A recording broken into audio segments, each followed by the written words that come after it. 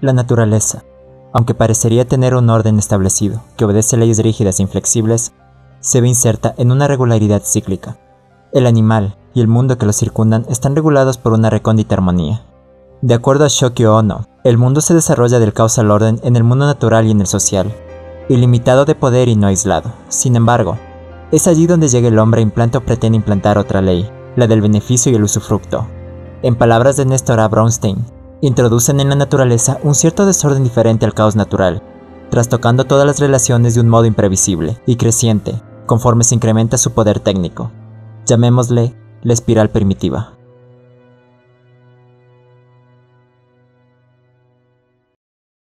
My mind makes noises too much. Entre los años 50 y 70, el público del manga se volvió cada vez más diverso en Japón, lo que llevó a la aparición de sus dos principales géneros de marketing, el manga shonen para niños y el manga shoujo para niñas. Al mismo tiempo, al otro lado del Océano Pacífico, los tropos fundacionales del horror moderno estaban siendo esculpidos por películas como The Bad Seed, de 1956. La película narra la historia de Rhoda Penmark, una niña inocente de 8 años que tras perder un concurso de caligrafía busca venganza contra el vencedor, ahogando al niño y robándose la medalla ganadora.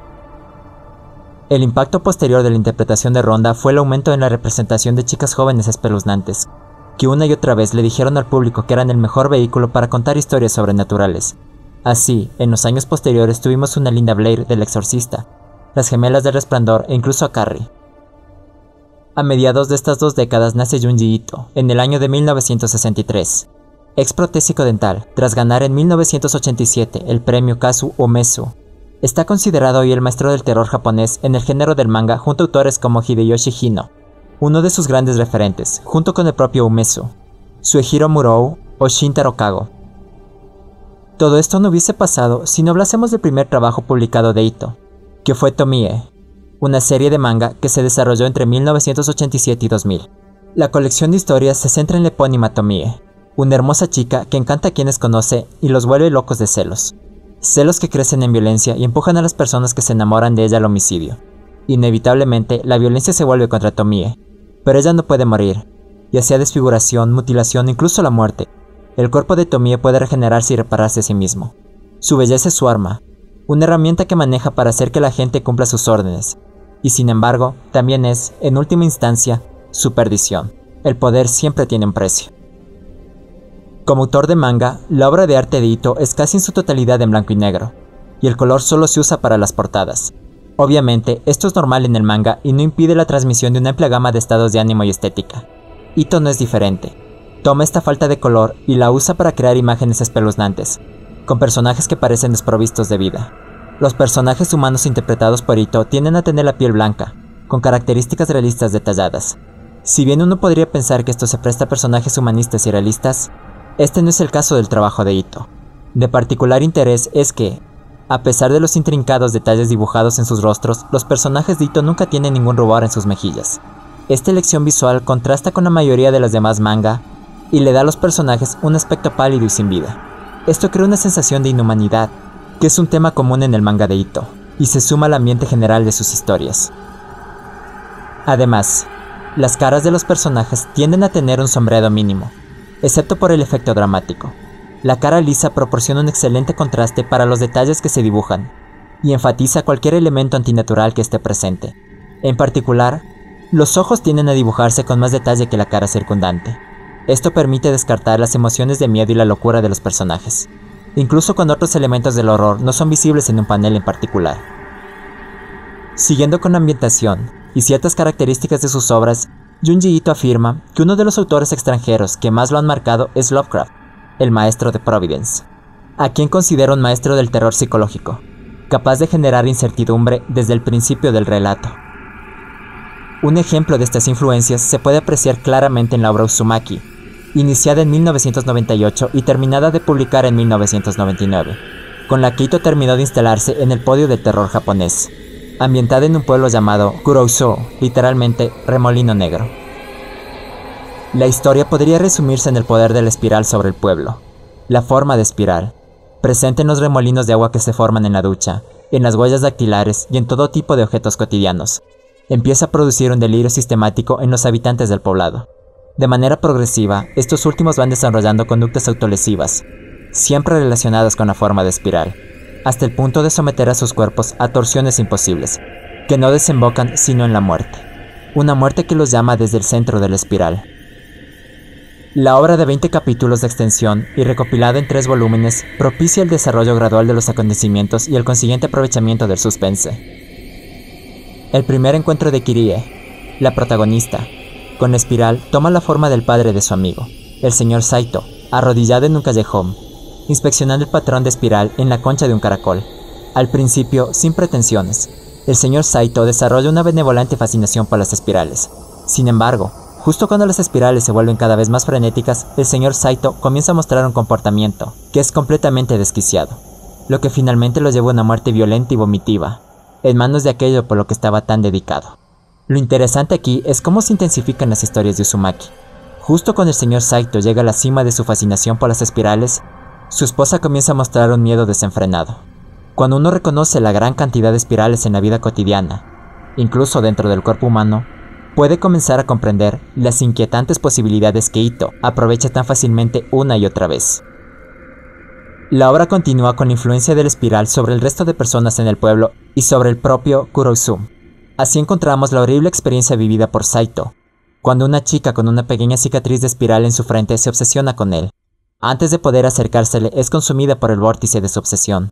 Las extrañas vasijas que son fabricadas por el maestro alfarero y padre de Kirie, utilizando el lodo del lago Libélula, mismo lago donde va a parar el humo que salen de los hornos de los servicios de cremación de la funeraria del pueblo. Una retorcida versión de Romeo y Julieta, nunca mejor dicho, que involucra a 2 de las familias más pobres de la ciudad y cuyos hijos, al no permitírseles estar juntos, hallan la solución más grotesca para evitar que los vuelvan a separar. Un tiempo después, la propia espiral se ensaña con Kirie, primero presentándole la muerte, utilizando para eso el accidente de uno de sus compañeros de clase, después manifestándose a través de ella mismo utilizando su cabello, creciendo en largas espirales que demandaban la atención de todo aquel que las pudiese mirar, pero no solo en ella, sino también en uno de sus compañeros, y la disputa por ser el foco de atención motiva a las espirales a crecer todavía más, demandando toda la energía que los cuerpos de las chicas les pudiesen dar. De no haber sido por Saito, Kirie hubiese terminado totalmente consumida como pasó con su compañera. Un frente de lluvias y tormentas se cierne sobre el pueblo y con el agua también se anuncia la llegada de los hombres caracol, sin ser más que los propios habitantes del pueblo que empiezan a ver cómo sus cuerpos se transforman sin poder hacer nada para evitarlo. Un faro que hasta ese día había estado abandonado comienza a funcionar, y la luz que expulsa hipnotiza y confunde a sus habitantes cada noche que decide mostrarse. Kirie, al intentar averiguar la causa de la puesta en marcha del faro, resulta herida y es trasladada al hospital, donde las circunstancias extrañas continúan ocurriendo, involucrando esta vez a las embarazadas que necesitan de sangre para alimentar a sus retoños, y al nacer son capaces de hablar, y no se les retira la placenta, que empieza a crecer desde sus abdómenes como si de un gran hongo se tratase. Pero aquellos niños nacidos de la espiral buscan volver al interior de sus madres, y éstas buscan seguir alimentándose. La protagonista apenas si logra escapar de aquella pesadillesca escena. La lluvia y los vientos se vuelven vendavales y tormentas.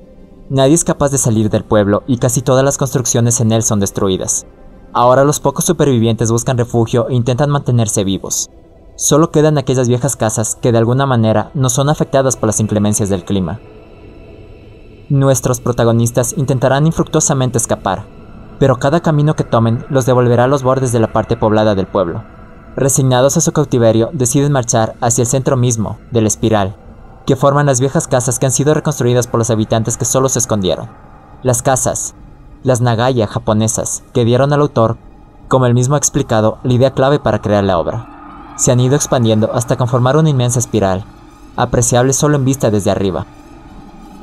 La conclusión llega con la bajada de Kirie y su amigo Shuichi, ambos sin periculum mortis constante, a un mundo subterráneo por una escalera de caracol que se ha formado en el epicentro del pueblo.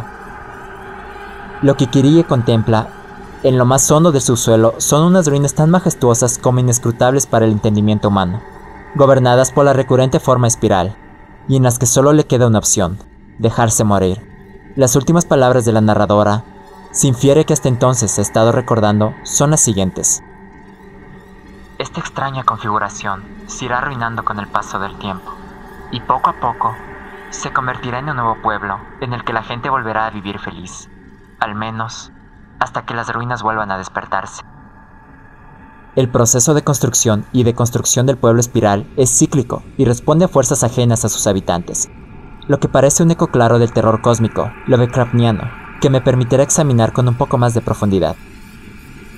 Resultan evidentes los paralelismos con relatos de Lovecraft, como La maldición que cayó sobre Sarnath, de 1920, en el que el ídolo de Bokrug, el lagarto acuático, es robado tras la masacre en la tierra de Nar, transportado desde la ciudad de Ib, que es saqueada y destruida, al templo de los exterminadores, en Sarnath, hasta que, 10 siglos después, los lagartos de agua aparecen en una medianoche de luna gibosa y aniquilan a los antiguos ocupantes, reiniciando el ciclo con el ídolo habiendo presidido cada cambio de poder.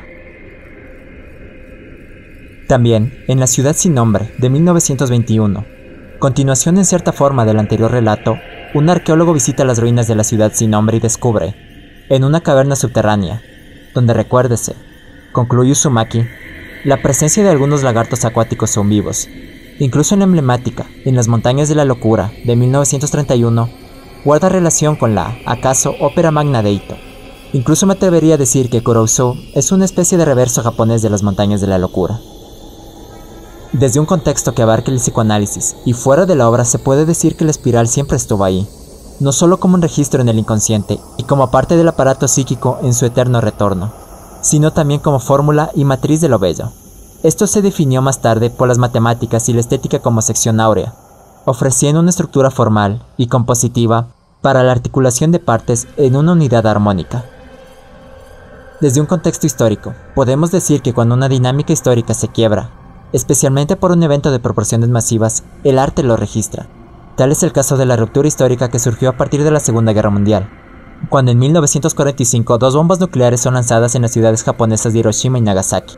Este evento representa un punto de ruptura para toda la civilización, la posibilidad de morir de la peor forma posible en cualquier momento y la ruptura de un Japón imperialista, introduciéndose a la dinámica occidental por la fuerza. Estos dos temas son retratados fuertemente dentro de la obra de Ito. Existe una adaptación a película de imagen real estrenada el 11 de febrero de 2000, dirigida por Higuchinsky, protagonizada por Eriko Hatsumi en el papel de Kiri Higoshima y Fui Fan en el de Shuichi Saito. Tiene una duración de 1 hora y 30 minutos.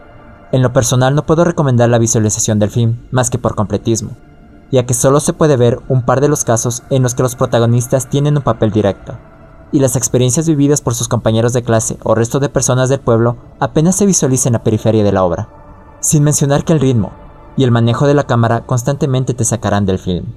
Además de que la película tiene un abrupto final, sin abordar ninguna de las circunstancias que involucran al pueblo directamente, o explicar la razón de los hechos tan perturbadores que ocurren allí. Como una buena noticia para aquellos que hemos disfrutado de la obra, Toonami anunció la noticia en la Crunchyroll Expo, que produciría la adaptación y ha lanzado un avance para la serie de anime de 4 partes, con una animación en blanco y negro totalmente respetuosa del inquietante arte de Ito. Se espera que la emisión se realice en algún momento del 2020 o en el primer trimestre de 2021.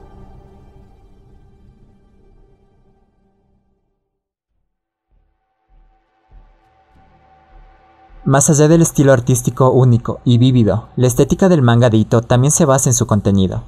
Podría ser un poco incómodo si su estilo artístico se usara para dibujar un romance al estilo shoujo, pero es muy adecuado cuando se usa para dibujar abominables criaturas parecidas a insectos, miembros deformados y entornos retorcidos. Hay una sólida combinación de monstruos humanoides y no humanoides en el trabajo de Ito, y ambos dan miedo. A medida que avanza la historia, el lector se retuerce tan profundamente en las espirales que el miedo irracional a la forma se vuelve casi justificado. No hay nada abiertamente aterrador en una espiral, en un nivel de superficie. Sin embargo, a través de la perspectiva única de Ito, se convierte en un objeto de pavor desinhibido.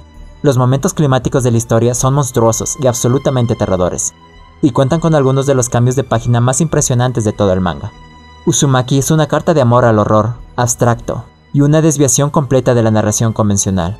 Es impredecible, implacable y profundamente inquietante. Tanto si eres fanático de Ito como si no, Uzumaki es una lectura obligada para cualquier fanático del terror.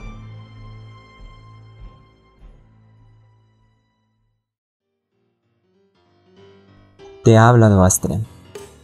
Te agradezco por el tiempo que le dedicaste a este video. Eres libre de dejar un like, comentar, suscribirte o compartir este trabajo. Por último te dejo mis redes sociales en las cuales te avisaré de futuros proyectos y publicaré cosas que seguro te interesarán. Hasta la siguiente vez que nos encontremos, adiós.